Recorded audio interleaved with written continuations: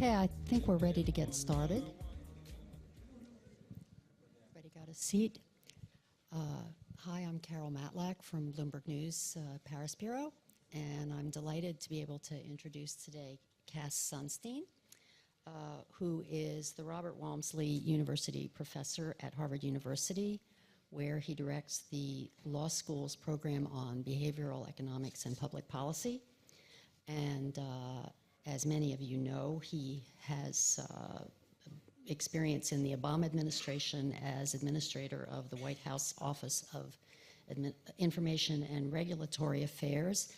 And he's the author of numerous books, including, I am told, one published last year about the worldview of Star Wars. But more to the point today, he is co-author of the 2008 book, Nudge, without which I think this forum might not be going on today. He's really, in many ways, the godfather of this movement. So I'll hand it over to Cass Sunstein. Bonjour. Je parle français. Good morning, everyone. Unfortunately, I don't speak French really well. We have the slides. Do you really want me to speak without slides? Okay. So what we're going to do is try to have some reorientation by example. In Germany, there was a natural experiment a number of years ago in which two communities in Germany were enrolled in green energy, and every other place in Germany was not enrolled in green energy, and this was a puzzle. In Germany at the time, people were generally enthusiastic about being enrolled in green energy, and yet the level of enrollment was extremely low. Can you speculate about why it was that two communities in Germany had green energy? It would be reasonable to speculate that those communities had an active Green Party, or a great deal of environmental education, or perhaps well-organized environmental groups, maybe with economic self-interest, that were able to push green energy. Those speculations are sensible, but as it turns out, they're all wrong. The reason two communities in Germany had green energy was a serendipitous fact, which is that the communities had automatically enrolled consumers in green energy, and people did not switch. More recently, very recently, there was an experiment in the same country, Germany, in which about 20,000 households were told that you can enroll in green energy if you like. It's a little more expensive. Would you like to enroll? Approximately 6.7% of households enrolled in green energy. That's small, and the best predictor of whether they would enroll was whether they were members of the Green Party. Now, what you've just heard would not get anybody a Nobel Prize. That isn't a startling finding. The more impressive finding is that at the same time, about 20,000 other communities were told, you are automatically enrolled in green energy. It's a little more expensive. Would you like to opt out? As a result of that version of the experiment, about 70% of Germans stayed in green energy, a tenfold increase. The consequence of the mere switch of the default rule, and that is a nudge, was to shift the relevant population very dramatically in direction of environmentally preferred options. Note that this is a generally usable finding, which is that automatic enrollment often has extraordinary effects on social outcomes. If you look at your cell phone right now, or your computer, my guess is that there are a lot of automatic settings on your cell phone or your computer that you never bothered to change, And if they had been different settings, you wouldn't have changed them either. It occurs to me that I am actually exemplifying the power of default rules right now, which is that I'm sitting down, and that was the default, but I actually can see you a lot better if I'm standing. So, hello, rest of the room.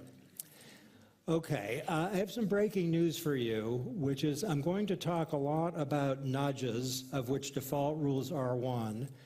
We now have data from about 18 countries, most of which are European and the United States. And the news is that Europeans and Americans are very enthusiastic about nudges. Whether it is the use of a default rule to encourage environmentally preferred behavior, the use of a default rule to encourage savings, the use of information to encourage healthier eating. People of Germany, Italy, France, the United States, and multiple other countries are favorable, very strong majorities, and in fact, the liberal democratic nations look about the same. The cross-cultural differences are very modest. I have two qualifications, which is in Denmark, Hungary, and Japan, there is modestly less enthusiasm for these tools than in France, the United States, Germany, Italy. And in China and South Korea, the enthusiasm rate is extremely high, whereas in France and Germany, it might be 70 or 75%. In China and South Korea, it's often 90 or 95%. We have something like a worldwide consensus that the kinds of tools I'm going to be describing are the right way to go. Notice, if you would, that preliminary data suggests that human beings as a species are enthusiastic about these kinds of tools, even when they are not enthusiastic about mandates and bans that have the same goal. So to inform people, to invoke a social norm to try to change behavior, and I'll try to clarify that in a moment. People like that, even in circumstances in which a prohibition or a clear direction would be unpopular. So take this as preliminary evidence that while the human species doesn't quite concur internationally on everything, there is an extraordinary degree of agreement across nations that have very different cultures and traditions. Okay, to orient what I'm going to be speaking of, in my own country, and you can tell from my accent that I'm Italian, yes? In my own country, the United States, whether we are speaking about tobacco, which is creating millions of deaths worldwide, credit card debt, healthcare, financial regulatory reform, in particular protection of consumers, greenhouse gas emissions, energy efficiency, fuel economy, and obesity. Tools of the sort I'm describing, whether we're talking about automatic enrollment or warnings or reminders or information, play a dominant role. So policies that are not very controversial in general among people who disagree on many things, these are steady aspects of American law and regulation, and they include nudges. If there were an Olympics competition, and it's kind of hard to imagine, but bear with me for a moment, with respect to behaviorally informed tools, default rules of the sort you've already heard an example of are an illustration. At the OECD, right here, there was a little experiment involving thermostat settings. The experiment involved turning down by 1 degree Celsius thermostats in winter, so it was a little colder. The effect of changing the default setting on thermostats was to produce a quite significant degree of environmental and economic benefit. A modest intervention that left people free, if they were freezing, to turn the temperature up, but they didn't. At the same time, there was another experiment turning the thermostat down 2 degrees Celsius. That had a smaller impact on behavior. people turn the thermostat up. I think that little experiment in these halls is profound because it shows that a default rule will have a powerful impact on behavior unless it makes people too cold. All over the world, taxis have touch screens in many cities, not here, but touch screens where there are default tips. In some countries, the standard tip has been 15% for taxi drivers, and on some of the touch screens, you have three options: 20%, 25%, or 30%. That's easy. If you want to pay 15% or 10% or zero, you can. You just have to enter the amount. The effect of the default tip has been to produce in New York City an increase of 10% in intake annually, which is to say if a cab driver is taking home 600 euro in 2016, in 2017 he or she is taking home 660 euros in tips. That's massive. The reason defaults, whether we're speaking of taxi tips or temperature settings or environmental choices, are so impactful, there seem to be three. The first is inertia is an immensely powerful force.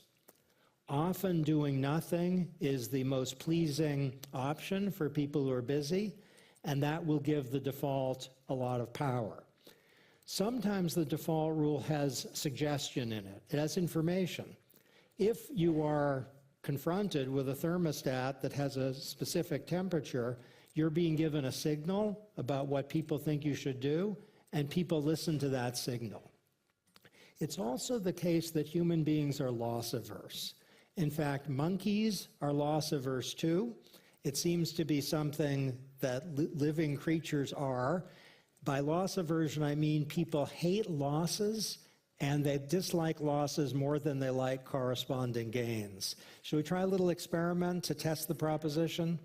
With the gracious latitude of the hosts, this half of the room, at the end of my talk, all of you are going to, I'm sorry to say this, deliver 10 euros. I hope you're holding it. Each of you have to deliver 10 euros to that part of the podium. But I'm not going to pocket the 10 euros. Each of you is going to get 10 euros. So this half of the room, you're going to be a little richer. This half of the room, you're going to be a little poorer. I'm lying. This isn't the real experiment. But I can tell you what I just observed. Those of you who thought maybe you were going to lose 10 euros were sad and mad. I didn't come here to lose money. Those of you who thought you were going to get 10 euros were puzzled and very slightly happy. Which is to say that a loss from the status quo looms much larger than a benefit, than a gain does, which is important for policy purposes. If teachers are told, if the students' math scores go up at the end of the year, you will get a bonus of a certain amount of money, the math scores don't go up. If the teachers are told at the beginning of the year, here's some money you're going to get right now, if the students' test scores don't go up, you're going to have to get that money back, then the test scores go up significantly. If you impose a very small tax on the use of bags at convenience stores, that has a very significant effect on behavior, even if it's really small. If you tell people if you bring your own bag, we'll give you a little bit of money, that has very little effect.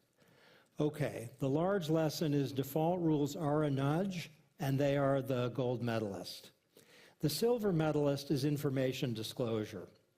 In some places across the world, there are calorie labels so that if you buy chocolate brownies or full calorie soda or a cheeseburger, you will see the accompanying calories.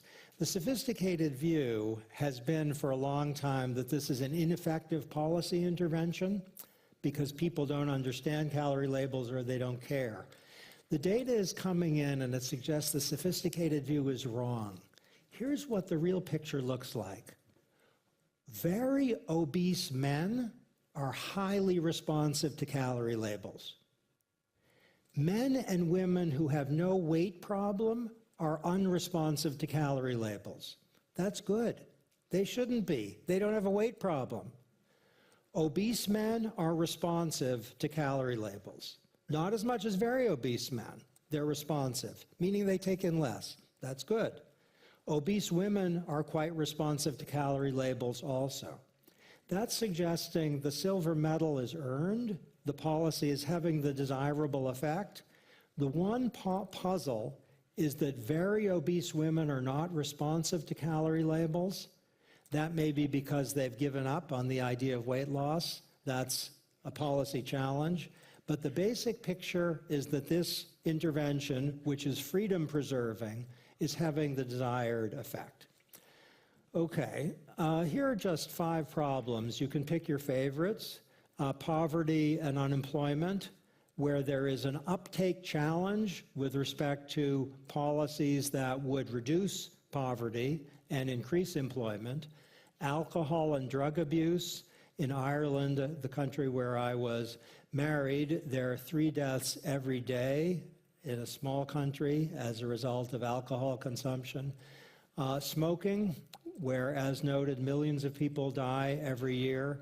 The problem of mental illness, which is a quite remediable problem for most of those who suffer it. Remediable, but not remedied. And energy and the environment. The question is, what might help?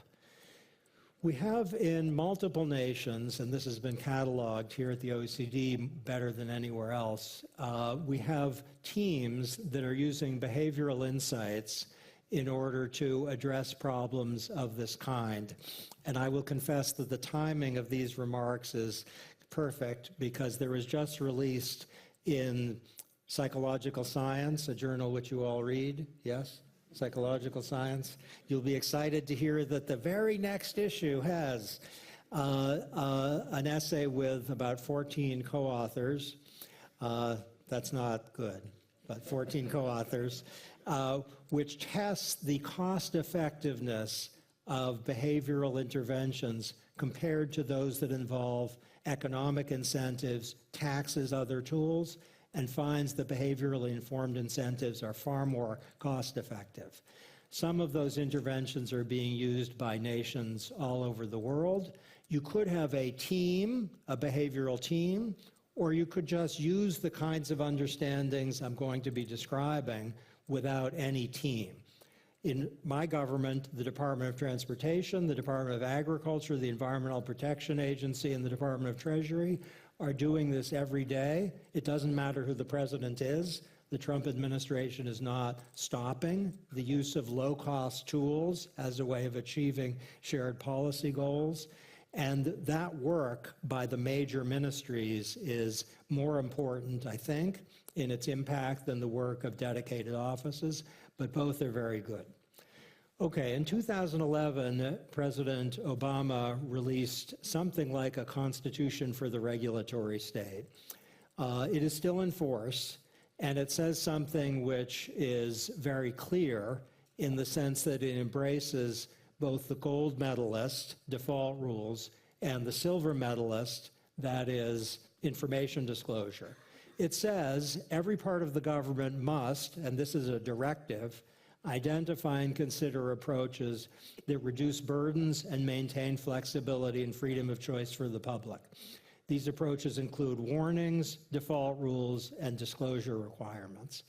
Now, I hope you're thinking of some policy challenge that the nation that you are principally concerned with now faces, whether it's, an illness that's proliferating, and the Ebola crisis was met in part by the use of behaviorally informed tools, whether it's a problem of labor management relations, and the question might be whether we can go in the direction this executive order signals and make more progress possibly than has been made in fits and starts through rigid commands.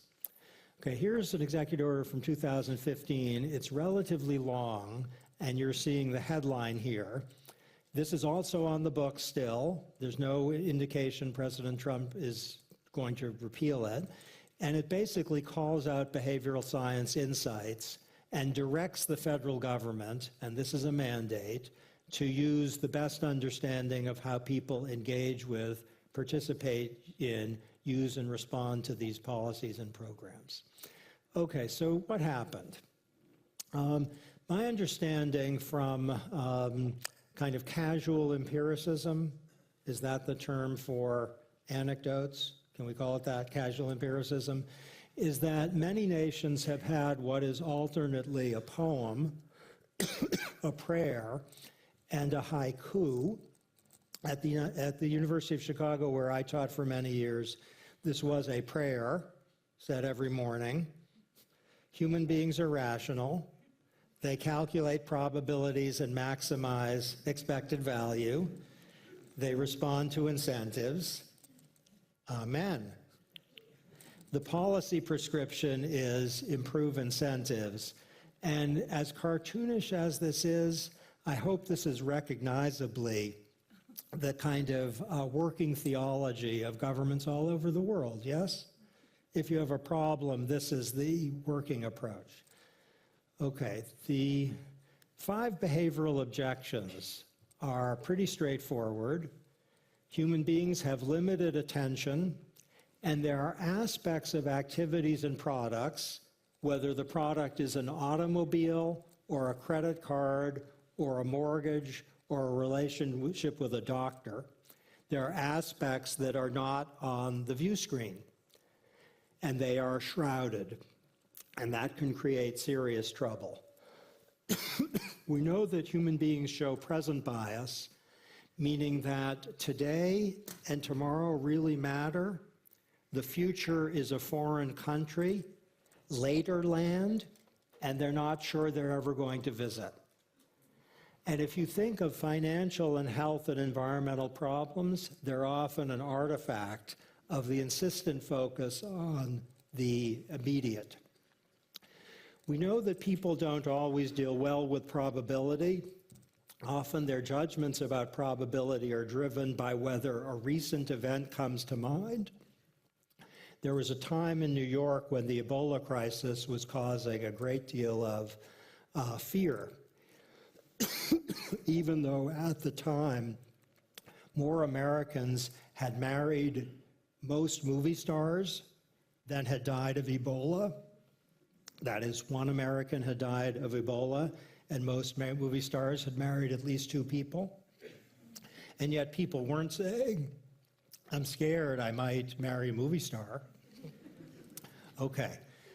Human beings can be unrealistically optimistic. 90% of people have been found to believe they are safer than the average driver and less likely to be in a serious accident or to develop a cough in the midst of a talk to a distinguished audience. And you now know people are loss averse. Okay, what you're just seeing has won a catalog of Nobel Prizes, and these are our central findings. The behavioral policy claims that have emerged, you've already seen some of them. Default rules really matter. We staged this to make sure you were paying attention. If you pity the speaker and kind of worried what's going to happen to him, you'll pay attention, yes? There's more drama. We know incentives may not matter much. We know that decisions are done against a background, and here's one of 2 terms I want to highlight, of choice architecture. Choice architecture is not avoidable, and it's exceedingly important. A couple small examples. If food is in a green wrapper, people who care about health and the environment are more likely to buy it, even if it consists solely of milk chocolate. If you sign a form at the beginning, you are more likely to be honest than if you sign a form at the end.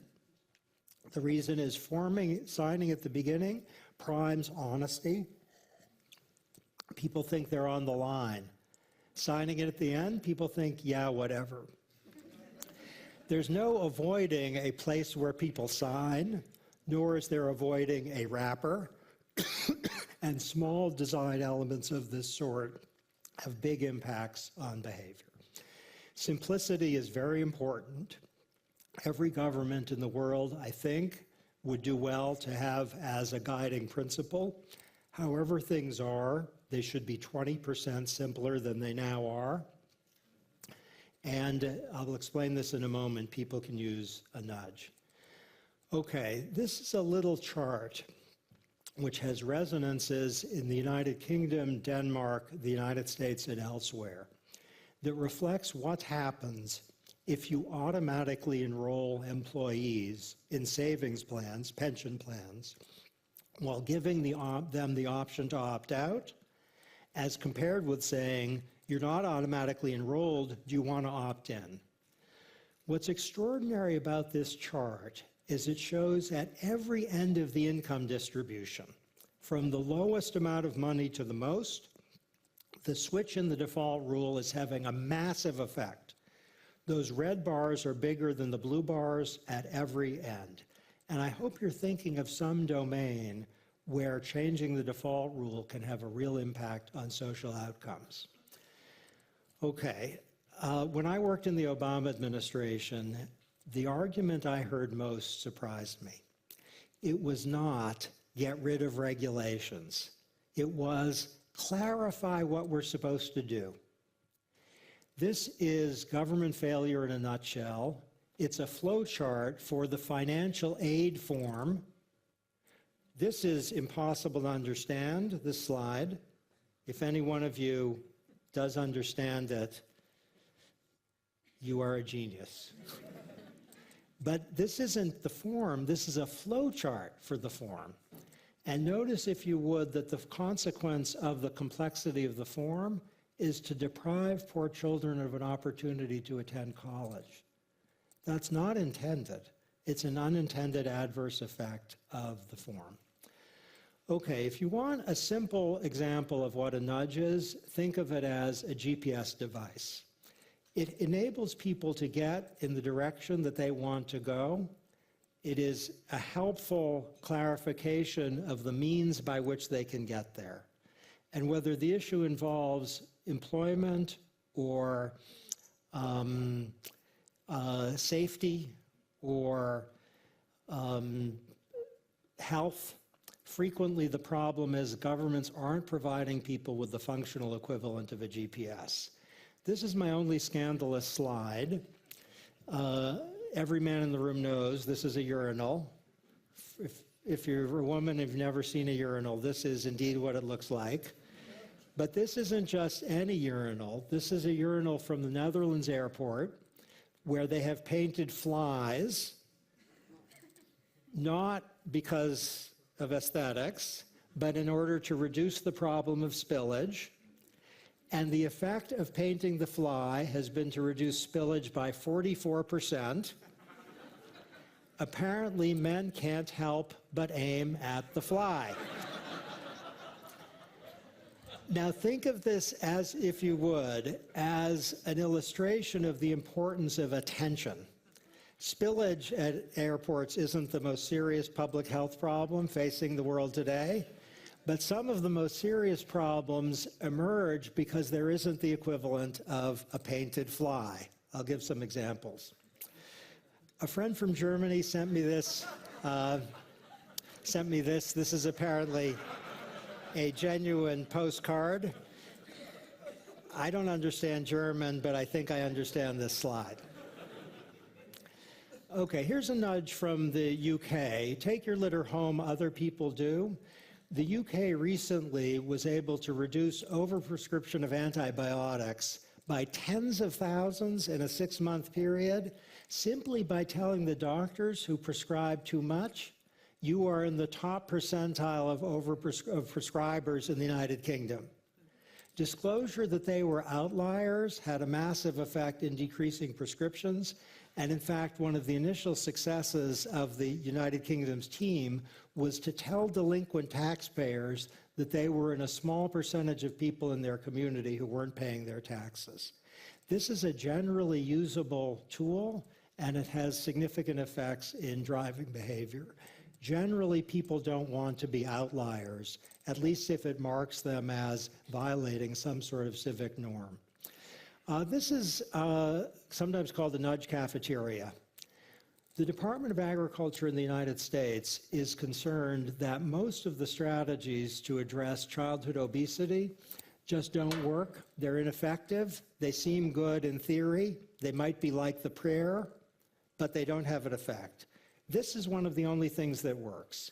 And what this is basically to redo the cafeteria so that the healthy foods are at the beginning and salient and colorful and attractive, and the less healthy ones are available, but they're kind of hidden and toward the end. That's a little like, pardon the word, the urinal. Okay, so what we're speaking of is a feature of the social environment that affects choices without imposing coercion or any kind of material incentive. So in nations that are concerned about the unintended consequences of mandates and about the preservation of freedom, these interventions have their appeal. Okay, I'm going to give you 10 examples now and put a special asterisk next to only 2. Default rules, simplification, information, warnings, and reminders are helpful. Reminders, the data is suggesting, are an overlooked and extremely influential way of changing behavior. Often, whether the issue involves health or finances, the problem is that people's mental capacity is just overwhelmed by the number of things they have to focus on, and a reminder gets their attention. In the United States, one intervention we tried, and it's now in place, to prevent late fees and overuse fees, which often hit the poor especially hard because of cell phone use. The response was not to mandate anything except a text message by which people would be informed that they're about to go over. And that has had a significant effect. Okay, sometimes the best way of altering behavior is for a private or public actor just to ask people whether they want to make a choice. How many people in this room are thinking seriously of buying an automobile in 2017? You don't have to raise your hand, though, thanks to the one person who did. The rest of you must really like your car. Okay, that question I just asked probably increased the number of automobile purchases by this audience. I didn't intend to do that. But asking people a question about anything brings it to the foremost of mind and often affects behavior. Okay, insofar as we are speaking of jail sentences, criminal sentences, civil penalties, subsidies, or taxes, we're not talking about nudges. Okay, I'm going to give you, by way of conclusion, 2 examples from my own experience. And the first one is, I confess, the only regulatory measure that almost makes me cry. Forgive. There's a program similar to that many nations have that entitles poor children to free lunches and breakfasts. These are kids whose families don't have any money. If they go to school, they get a nutritious meal. The problem is that the kids aren't signed up. It's unclear why they're not signing up. It might be that parents who get the letters are frightened. It might be that they're busy. It might be that they're not understanding. It might be that they're suspicious. The government has sent them a letter. It's probably good to throw it away. It might be that responding to the letter involves a degree of complexity, far more than those who devised the letters could possibly have imagined. The response to this policy failure was to say, okay, if the local school knows these kids are eligible, they are directly certified. The consequence of the direct certification in a recent year was to enable 12 million children to enjoy healthy, nutritious breakfasts and lunch that they would not otherwise have gotten.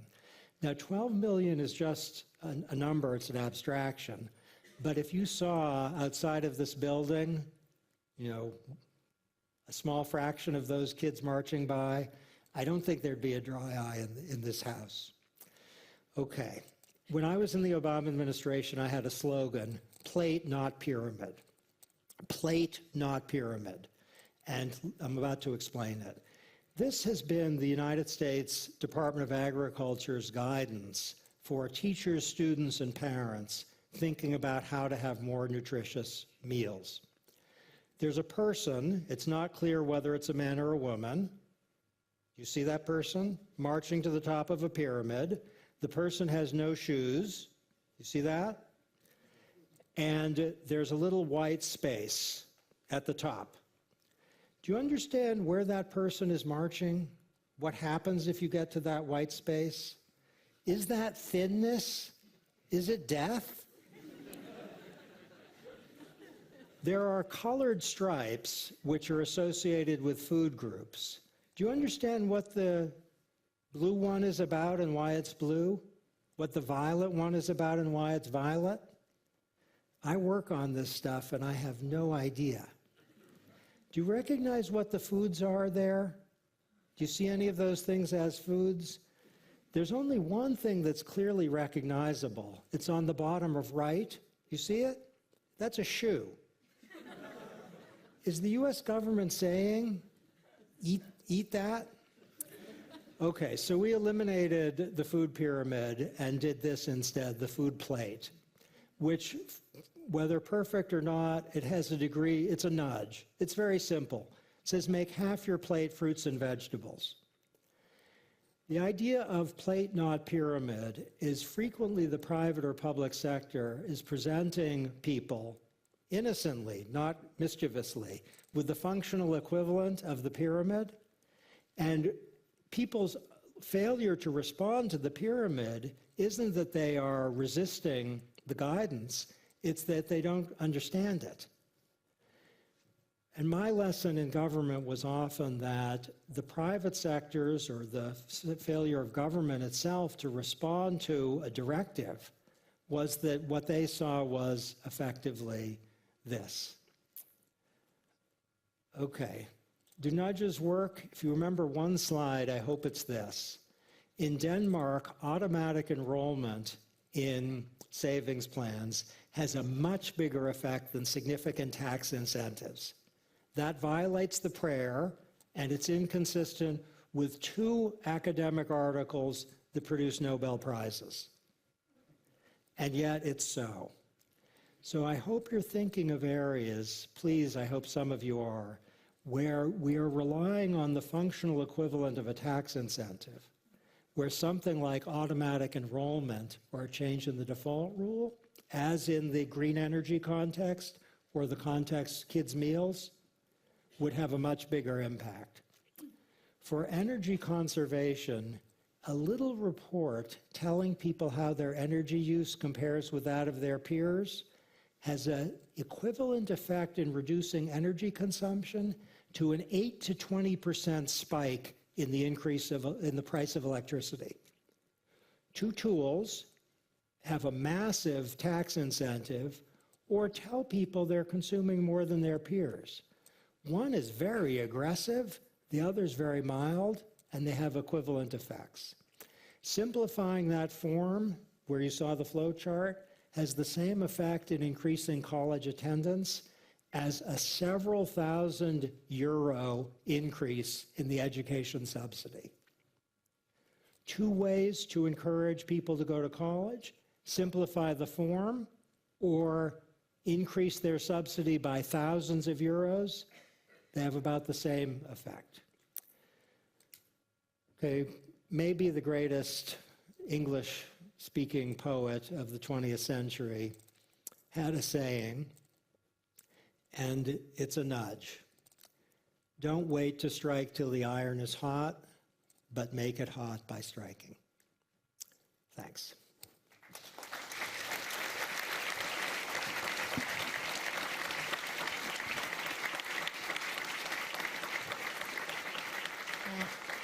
Thanks very much. Lots of food for thought there already. And So we'll now open the floor to questions, and if I would just ask anyone who has a question, please introduce yourself, and if you have comments to add to your question, could you try to limit that to no more than a minute? Thanks. Yes, over here. Hi, my name is Marian Kramers from Crimson Lexicon. Thank you very much for that. That was fascinating. Fairly simple question. On, for example, the tax incentives you mentioned in the United Kingdom of mentioning whether your community paid their taxes or not, does the effect wear off after several times of trying that and several times of using that? It's a great question. We don't have data suggesting that the use of social norms as a motivator of behavior wears off. So surely there's some context in which people think, okay, I'm an outlier, I got it. I'm going to continue to be an outlier. But as far as I'm aware, there's no data suggesting the effect atrophies over time. The closest thing to data that finds an atrophy effect is the information that you use more energy than your peers in your community. If you send people a letter this month, they will change their behavior, but they won't next month. So you have to keep sending them the letter. After 2 years, they develop a set of habits such that you don't have to send the letter anymore. Great. Yes, here.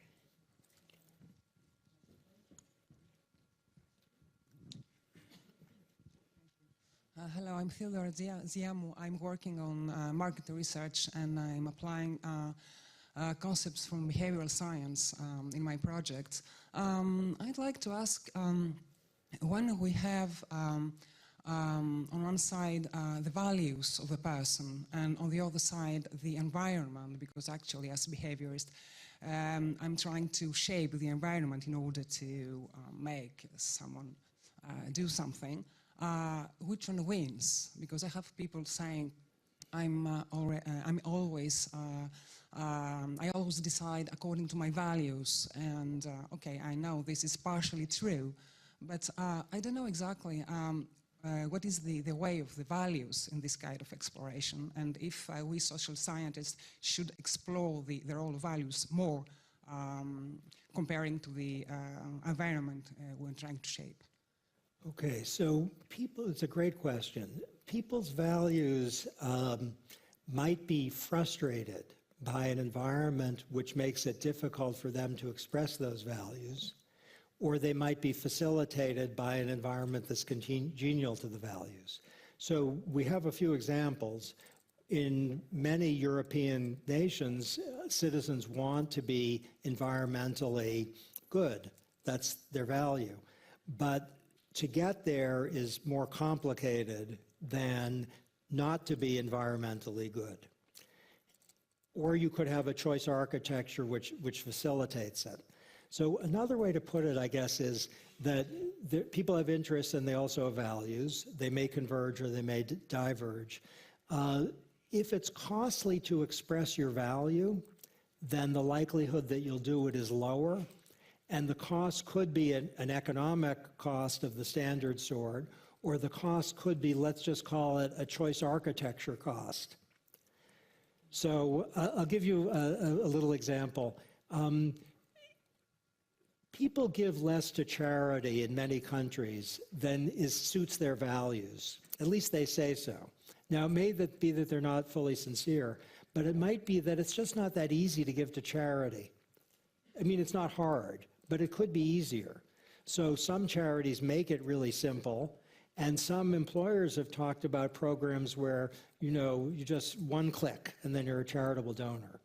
So a way to put it, I guess, is choice architecture and people's values are sometimes at cross purposes. And the values will have to be very firmly held for them to defeat an uncongenial choice architecture. Thank you. Yes, over here. Hi, thanks. My name is Alex Thier. I'm the director of the Overseas Development Institute in London. So we do a lot of research, but we also do a lot of work on what it takes to translate research and evidence into policy and decision making. And so I'd be interested to hear you reflect a little bit both on your own experience and on your research of how you take this great evidence and learning and overcome the challenges of actually getting people to translate that into effective policies. Okay, so in my own experience in the U.S. government, the initiatives were problem-driven rather than theory-driven. So if I had come into the White House and said, you know, behavioral science, nudge, I think people would have said, well, why don't you go back to the academy? Enough government for you. I happen to have worked with the president, so he might have saved me, but that wouldn't have been a good thing to say. If the problem is that there are occupational deaths that are inexplicably high, then the question is, what's the way to address that? And if we know that informing workers about risks that they face or publicizing the number of deaths in specified workplaces, if we know those tools tend to work, and there's evidence that they tend to work, then people who want to reduce occupational deaths are for that. If the problem is that, you know, in some place, the greenhouse gas emissions are higher than the nation's leadership and its people want, then there are plenty of things to do that are evidence-based. One example is just automatically enroll people in greener energy. If the problem is that people are inattentive to things that are getting them in economic difficulty, then make them attentive, not by making them do things, but by giving them information that they actually see. So what I wonder is if there's a policy problem that people agree needs to be addressed, to expand the repertoire of tools is congenial. It's over here. Thank you. So thank you very much. I'm Alexandros Dimitropoulos from the OECD Environment Directorate. So I have two questions. So they're both pretty short, I would say. So the first one is that you mentioned several times the impact of default rules. And you mentioned especially the case of green defaults, and especially the case of automatically enrolling people to green energy contracts. Now, I would like to ask you first about the potential distributional effects of these kinds of mechanisms, because there are some voices saying that people who are, for example, less educated and perhaps also have lower incomes, that these people might be actually the ones for which these defaults might be essentially more sticky. And perhaps, you know, like paying more is not really what we want for them, right? And the second question is that you mentioned several times using nudges as essentially a substitute to more traditional policy instruments like taxes, for example.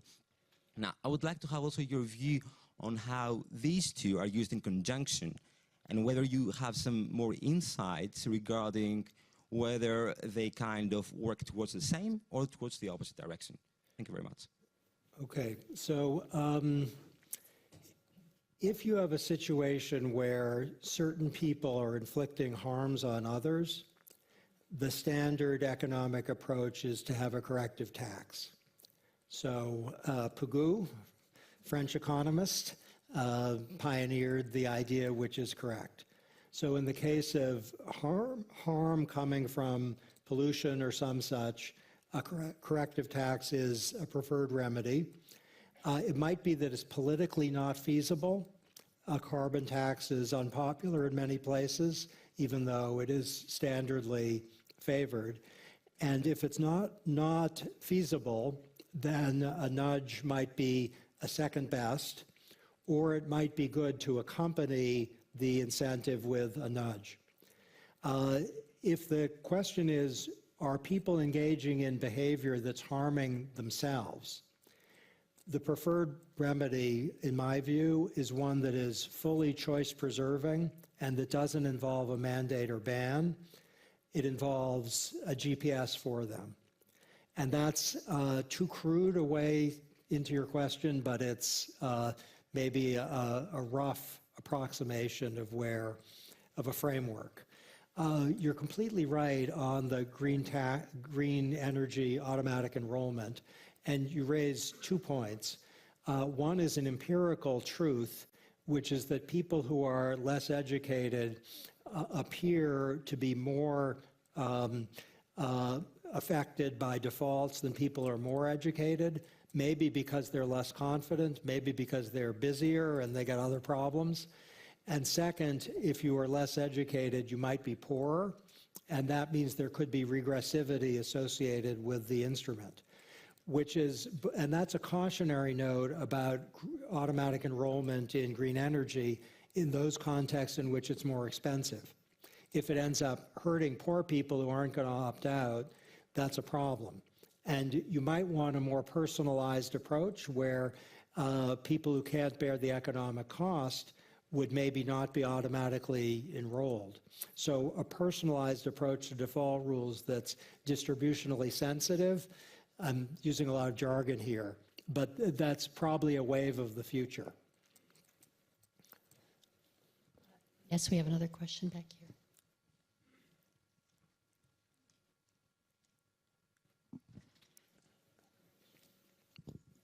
I'm Professor J.D. Agarwal from Indian Institute of Finance, Delhi, India. How can different aspects of behavioral economics be taken into consideration while making economic forecasts through nudging or otherwise? It has generally been found that economic results defy economic forecasts. Thank you.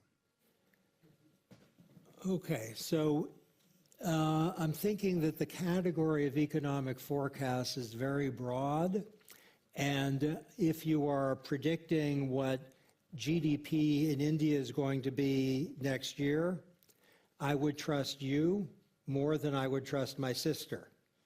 Even though I trust my sister a lot, she's not an economist.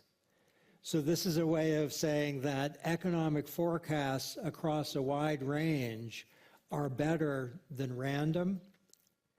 And then the question is, if economic forecasts are wrong, are they systematically wrong? And there's some areas like budgetary projections where they are unrealistically optimistic, and there's a behavioral account there, which is that human beings tend to be, guess what, unrealistically optimistic.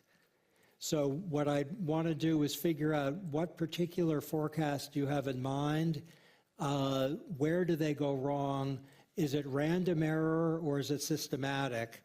If it's systematic, it's possible that there's a behavioral account that exists or that's to be discovered that can supply a corrective.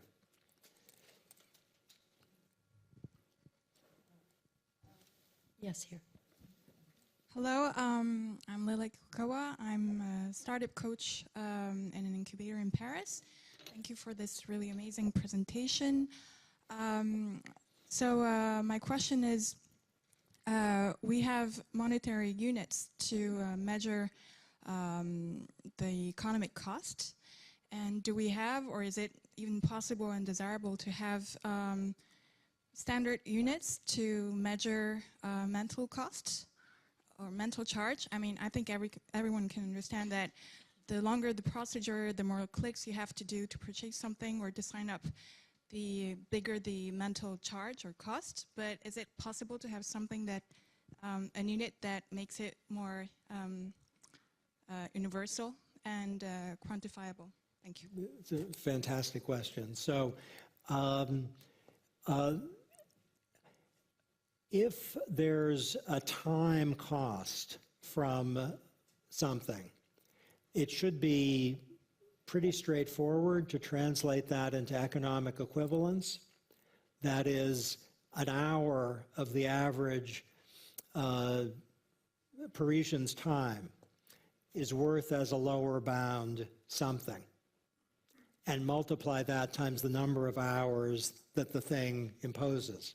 So here's an idea that every nation on the planet, if it has capacity, should have something called a Paperwork Reduction Act, which involves cataloging the hours of burden imposed by any information collection activity that's mandatory. And then to monetize that is relatively straightforward. What the monetization doesn't capture is the hedonic cost. That is, it might not just be an hour of time, which would have a lower bound, yes, but also it might be a miserable hour. And the hedonic cost is a little more challenging to turn into economic equivalent. There's a recent paper that should become a book. The title is admin. It's a very useful concept, admin. And the notion is both private and public entities imposed on administrative burdens on people, which have significant costs and which may deter enjoyment of things that are really important, like benefits or goods and services. And monetization is, I think for a professional economist, not the hardest task there is. Okay, well, I'm unfortunately been informed that our time is up, and Fitting given the question, yes?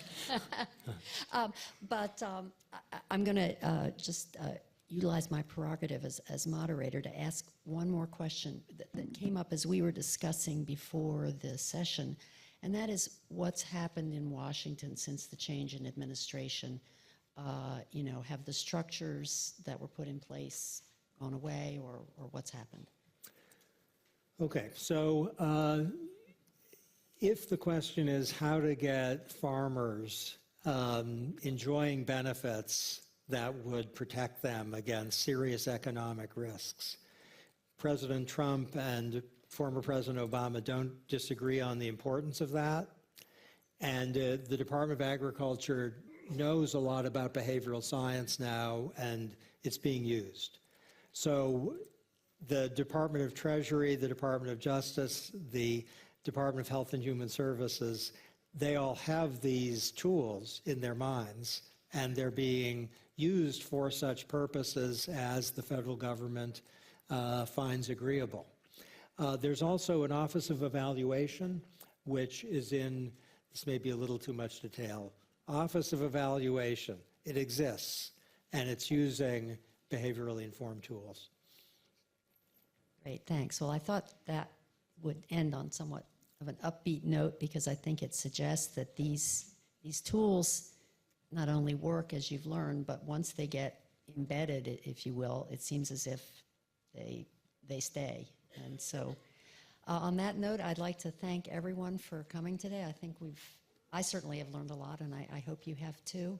And thanks especially to Cass Sunstein for taking the time to come and speak with us. Thank you.